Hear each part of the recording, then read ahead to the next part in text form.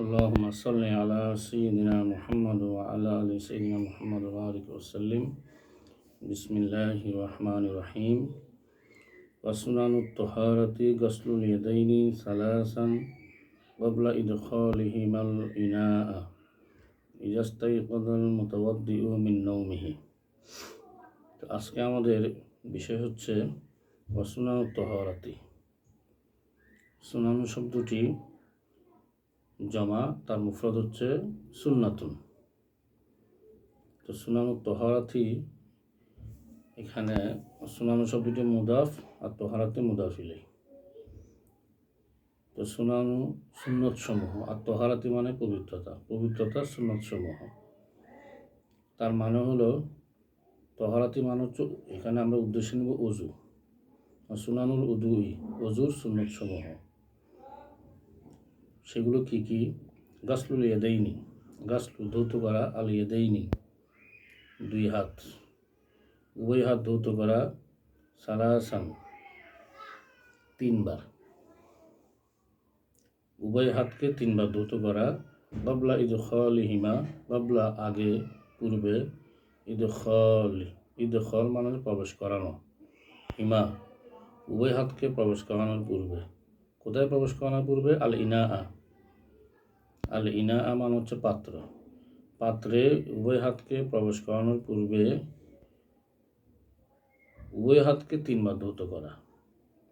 ইজা যখন ইস্তাইকযা জাগ্রত হবে, আল মুতাওয়াদ্দিউ অজুকারী, যিনি অজু করবেন, অজুকারী যখন জাগ্রত হবে, মিন নওমিহি তার ঘুম থেকে।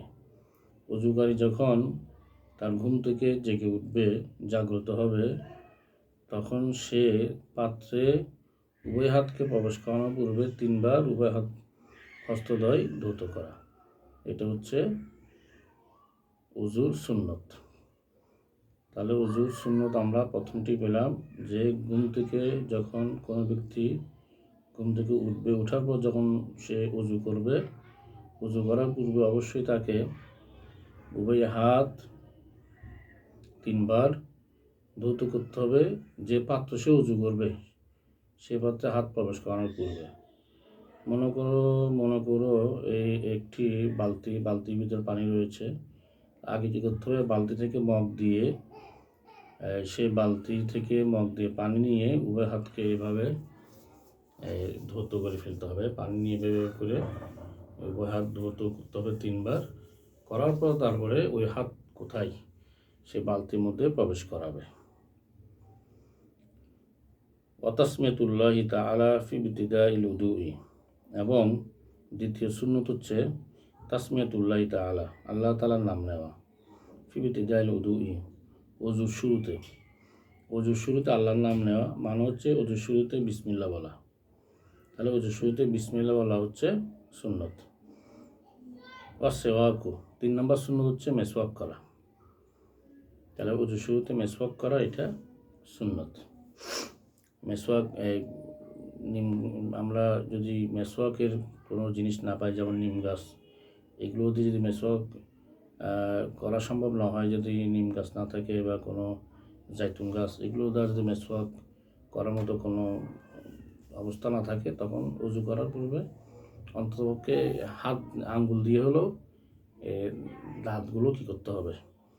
একটু এভাবে করে ওয়াশ করে নিতে হবে। অল মাদমাদাতু, 4 নম্বর হচ্ছে মাদমাদাতু, মানে হচ্ছে কি? কুলি করা। কুলি করা এটা হুজুর সুন্নত। গোসলের মধ্যে গড়গড়ার সাথে কুলি না করলেও চলবে, কুলি স্বাভাবিক কুলি করলে হবে, কিন্তু অজুর সময় কুলিটা গড়গড়া না করলেও হবে, কিন্তু গোসলের সময় অবশ্যই গড়গড়ার সাথে কুলি করতে হয়। অল ইস্তিনশাকু মানে হচ্ছে নাকে পানি দেওয়া, অর্থাৎ নাকে পানি দিয়ে নাক পরিষ্কার করতে হবে। এভাবে নাকে পানি দিয়ে আমরা এভাবে নাক কী করবো? পরিষ্কার করব। এটা হচ্ছে 5 নম্বর সুন্নত। ওমাসহুল উযনাইন, মাসে করা, আল উযনাইন উভয় কান। এই উভয় কান রয়েছে, এখানে আমরা এভাবে বৃদ্ধ আঙ্গুল নিয়ে এভাবে আমরা উভয়খানকে এইভাবে একবার মাসে করব। ওয়াতাখলিলুল লিহিয়া ওয়াল আসাবি, ওয়াতাখলিলুল লিহিয়াতি, খিলাল করা, আর লিহিয়াতি দাড়ি, এই দাড়িতে এইভাবে করে হাত দিয়ে খিলাল করা, এটা হচ্ছে সুন্নত। অল আসাবি, আঙ্গুল সমূহ খিলাল করা, পায়ের আঙ্গুল যেগুলো রয়েছে সেখানে বাম বাম এই যে হাত দিয়ে আমরা এইভাবে করে খিলাল করব, মানে ভিতরে ভিতরে এভাবে হাত দিয়ে আমরা খিলাল করে নিব। সর্বশেষ ওয়াতাকরারুল গাসলি ইলা সালাস, ওয়াতাকরারুল গাসলি, ধৌতকে তকরার করা, পুনরায় করা, বারবার করা।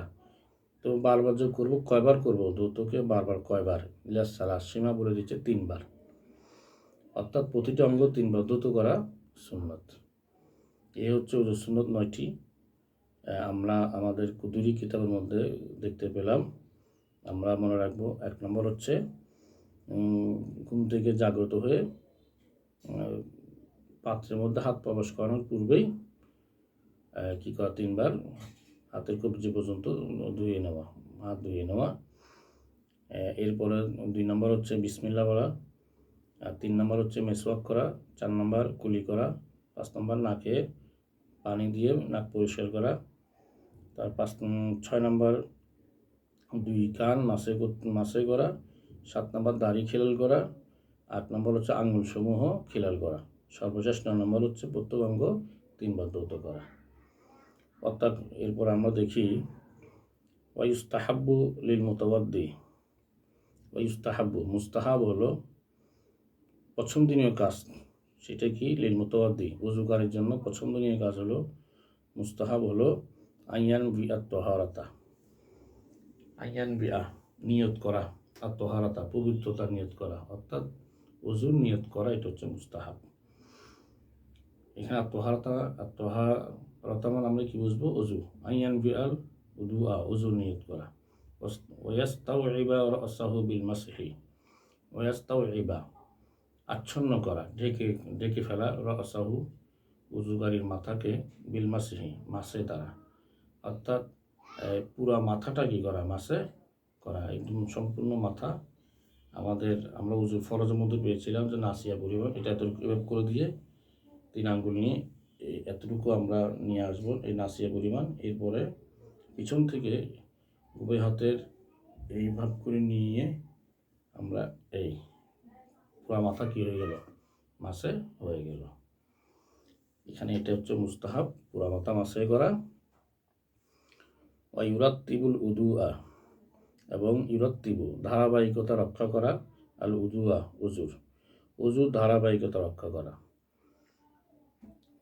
সেটা কেমন ব্যাখ্যা করে দিচ্ছে, ফাইয়াব তাদিউ, ওযুকারী শুরু করবে, বিমা বাদা আল্লাহু তাআলা, যেভাবে আল্লাহ তাআলা শুরু করেছেন, বিযিকরিহি, তার কোরআনের দ্বারা।